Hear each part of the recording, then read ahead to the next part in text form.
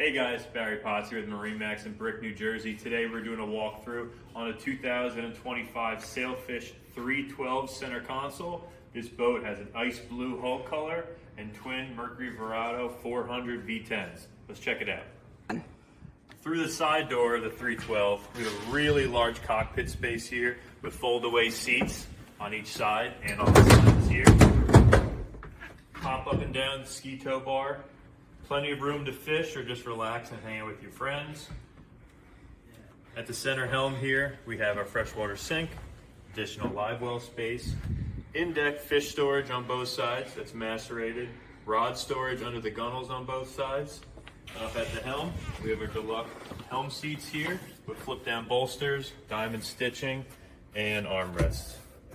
At the helm, we have twin Simrad screens, of course our Mercury binnacle with joystick, Bennett trim tabs, and a really nice glass enclosure here. Follow me into the console. We have our headspace, which is finished really nicely, all finished fiberglass inside and out, with a vacuum flush toilet and a freshwater sink. In the bow, we have really nice seating. With look forward, we have our backrests that are removable. Cushions are removable for those fishing days as well.